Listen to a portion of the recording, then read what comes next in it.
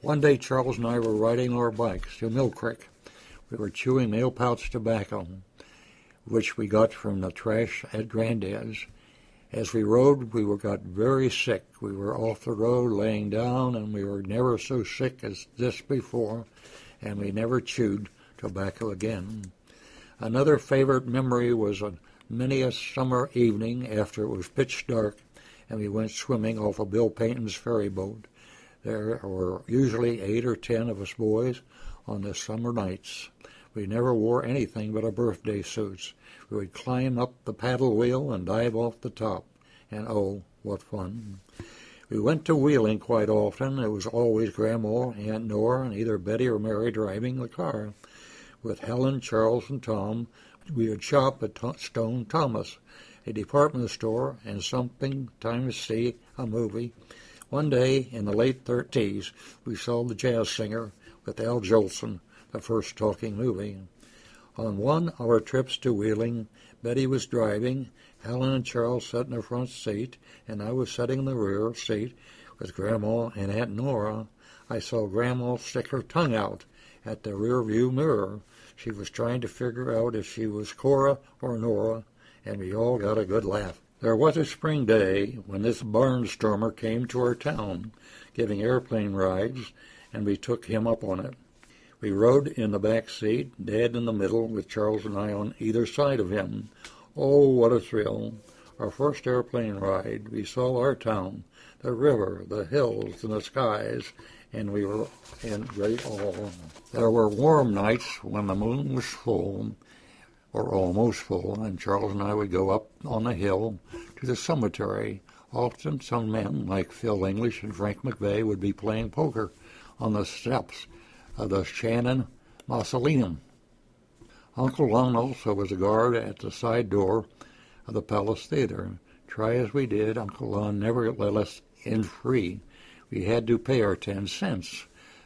These were the days of the silent movies with Mrs. Ray playing the piano. The tune changed with each scene to match the action. One summer day, Granddad Little gave us 35 cents to attend a carnival. The Midway had different things that we could buy. On the way to this fun thing, Charles and I were tossing stones, nowhere in particular. However, in tossing the stone, I accidentally threw away the 35 cents. During the years, Grandma Little would send us to Mrs. Klein to get smearcase, which was cottage cheese. She would give us an aluminum quart can, and Mrs. Klein would fill it up. The Kleins lived on Front Street, not too far away. Charles and I attended a Christmas party at the Methodist Church. I remember each of us were given a small box of candy, the hard kind. When Santa Claus was leaving the church, Charles and I decided to follow him. We wanted to know where he was going. The Methodist Church was on 3rd Street, near Main Street. Santa went up the street about 2 blocks and then stopped at the corner house and went in the back door. Was it Santa or Jake McAdance? Sometimes in 1932 turned out to be a big days for the family. Granddad Little retired from the drilling business. Since my dad worked for his dad, he was out of work. So to give my dad work, Granddad bought him a school bus. This bus was one of the first all-steel buses made and also one of the very largest. The bus cost Granddad $2,000. When the bus was not carrying children, it was parked in the Stouffer's garage. Time just flew, and then it was 1934, and Dad was offered a job working oil wells for Cy Morgan out of Wooster, Ohio. We made our home in Canton, Ohio. After we moved, Charles and I came back to our town for the next 5 summers. We left the day school was out and returned to Canton the day school started. We went back because it was still our town and because Granddad and Grandma Little, Grandpa and Grandma Sutton, and all of our aunts and uncles and many of our friends who still lived in New Matamoras. Friends like Jim and Dick McVeigh, James and Paul Branfield, June Brooks, Harold Ullman, and his older twin brothers, Ronald and Donald, Charles and Dean Klein, and their younger twin brothers, Jack and Jimmy. Jean Parr, who lived right across the street from us, and Frances Payton, the daughter of Bill Payton, who owned the ferry boat, the Collins sisters, and Burl Perkiser. She was mentally retarded. We treated her kindly, but we never really understood why she was different. We knew little about mental retardation at that time. Too bad. Our entertainment during the days of the summer were many. Watching the New Matamoras Bulldogs semi-pro baseball team, Bob Harris was always our Sunday pitcher. Learning to drive Mary's car. Mary worked at the bank in Marietta. Summer of 1937, Charles drove to Marietta, and I drove back. For something to do, we shined Mary's light blue Chrysler that summer. During the summer days, Granddad Little had a lot of yellow jackets in front of his house. To help us out, he gave us 1 cent for each dead bee. So we found large wooden paddles with long handles, and I think we set a record for killing bees.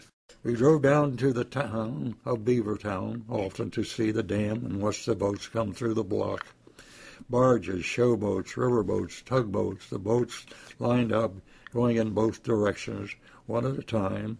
They entered the lock, and the water level was raised or lowered. Then the boats would move back into the river, and another would enter the lock. The place we went the most about every day was on the hill. I think for Granddad, Grandma, and Mary, they just had to go, perhaps to visit their parents or others. Granddad liked to ski shoot. This was shooting clay pigeons. He often took us along. Sometimes he let us shoot his shotgun. It was a big event in New Matamoras when we heard the Queen was coming. All the people came down to see the big riverboat. The Queen of the River was just passing by. Another great day was when the showboat came to town. Parade up through town also had a wonderful show. They sold such things as dishes, either green or pink. Our statues of the birds, parrots, were very popular. I still have a parrot that might have come from the showboat, although it is the nicest parrot of all, for as long as I remember, this parrot sat in Grandma's kitchen sink window, looking out and greeting the visitors. As I look back on the days in New Matamoras, as we were growing up into manhood, I would say we had a great ride because we had a loving family who believed in God and loved one another. Having Mom and Dad and sister and all 4 of our grandparents, many aunts and uncles, and a host of friends made our childhood, I think, the best the twins could have. As we were growing up, it became a lost generation. Gone were the outhouses, and in were the indoor plumbing and the telephones. Gone are the gas lights and the boardwalks and the hitching posts and gravel roads. We have no wharf boat for the river boats to dock to. We don't need them.